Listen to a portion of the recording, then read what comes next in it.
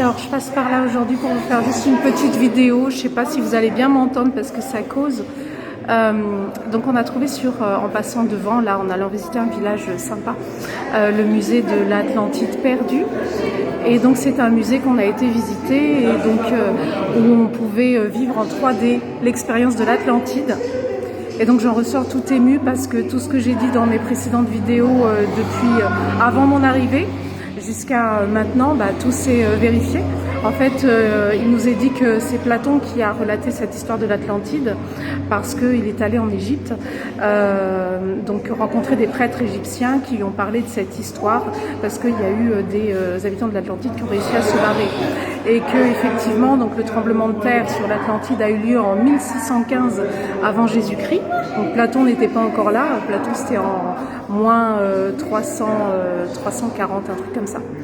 Et donc il a relaté à ses élèves de l'université en fait cette histoire. Donc on nous a montré effectivement dans l'expérience immersive comme au cinéma en 3D avec des morceaux de feu et des morceaux d'eau qui arrivaient. Donc l'île était ronde et que c'était le must du commerce de l'époque. En fait il y avait le volcan au milieu, en dessous. Et puis l'île était ronde, il y avait des commerçants, bateaux qui venaient du monde entier apparemment faire leur popote sur l'île de Santorin. Il y avait des immeubles et tout, c'était très très civilisé en 1620 avant Jésus-Christ. Et du coup, à un moment donné, le volcan a commencé à gronder. Donc il y a plein d'habitants qui ont eu peur et qui ont réussi à se sauver, et d'autres pas, qui sont restés sur leur île en se disant bon voilà, on verra bien.